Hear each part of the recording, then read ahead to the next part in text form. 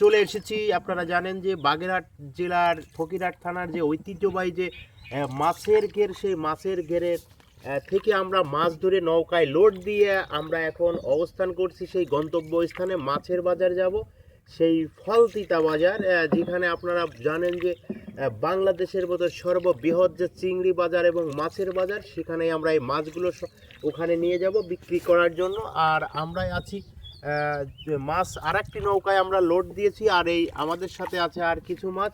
আমরা সেটা নিয়েই কিন্তু এখন গন্তব্যস্থানে যাওয়ার জন্য এই যে নৌকা বাসছে মাঝি, মাঝি ভাই আপনারা জানেন এই যে শাওন ভাই, তো তিনি কিন্তু আসলে একজন সুইট মানুষ, তিনি অনেক ভালো মনের মানুষ। আমরা ছোটোকাল থেকেই শুনেছি মাছে ভাতে বাঙালি, তো মাছটা আমাদের প্রিয় খাবার, কিন্তু সেই এখানে না আসলেই কিন্তু আমি উপলব্ধি করতে পারতাম না যে মাছে ভাতে বাঙালি কেন, ছোটোকাল থেকে শুনে আসছি।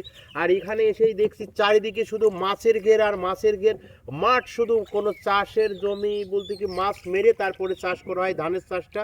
আর এখানে চারিদিকে শুধু মাছের ঘের, যেখানে লক্ষ লক্ষ মানে হাজার হাজার কোটি কোটি টাকার মাছ উৎপাদন হয় এখানে।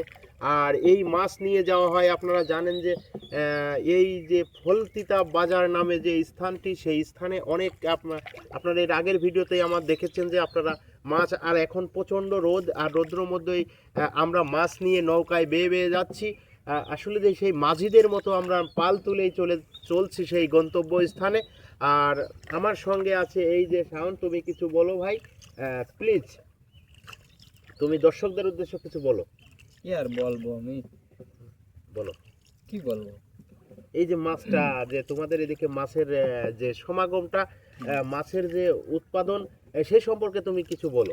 এখানে কি কি জাতীয় মাছ তো উৎপাদন হয়? এখানে চিংড়ি মাছ, তারপরে আপনার ওই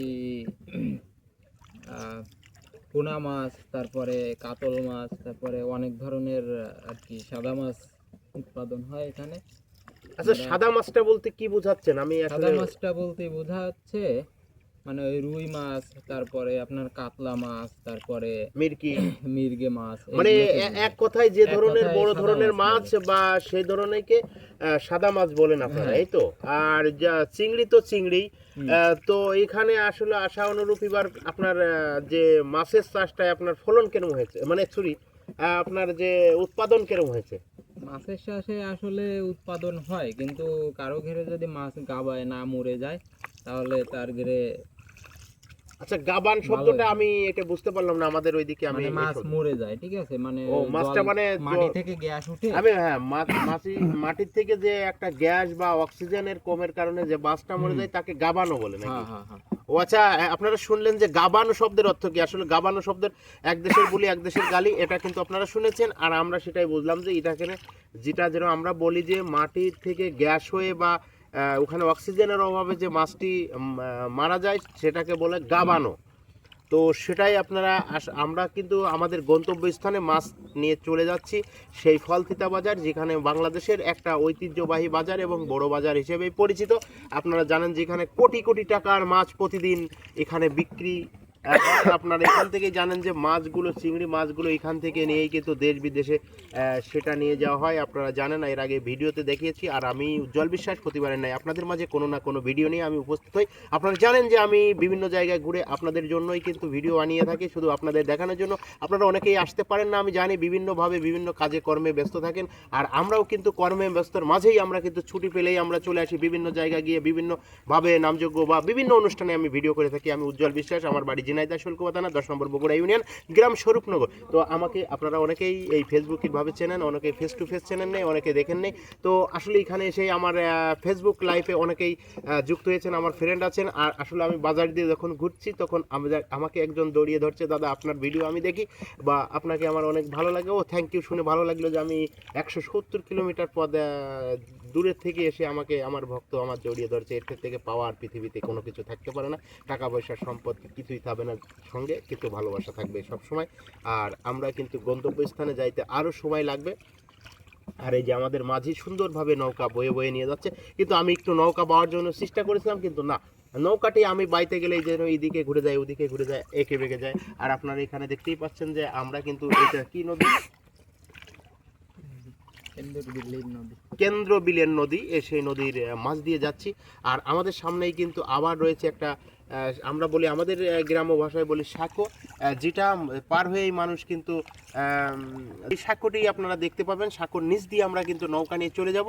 আর এখানে আপনারা দেখতেই পাচ্ছেন যে চারিদিকে যে সবুজের সমারোহে ছেয়ে আছে গাছপালা দিয়ে, সেটাই বাংলাদেশের যে ঐতিহ্যবাহী সেটাই আপনারা উপলব্ধি করছেন। আর আমরাই কিন্তু এই যে আপনারা যে ছোট নদী দিয়ে আমরা যাচ্ছি, এই নদী দিয়েই কিন্তু প্রতিদিন মাছ সবাই তাদের খামা থেকে কি বলে ঘের থেকে তাদের মাছ মেরে সংগ্রহ করেই কিন্তু তারা গন্তব্যস্থানে নিয়ে। আর চারপাশ দিয়ে আপনারা দেখতে পাচ্ছেন সব জায়গায় কিন্তু নৌকা ছড়িয়ে ছিটিয়ে আছে, নৌকা যেখানে বাংলাদেশের মনে হচ্ছে সব জায়গার নৌকা এই ফকিরহাট ফল, এটা কি গ্রাম তো এটা কাতুলি গ্রামের সেই ঐতিহ্যবাহী সেই মাছের ঘেরগুলো আপনাদের দেখাচ্ছি। দেখুন সবাই কিভাবে মাছ মেরে সবাই তার গন্তব্যস্থানে মাছগুলো নিয়ে যাচ্ছে, সেগুলোই আপনাদের দেখানোর চেষ্টা করছি।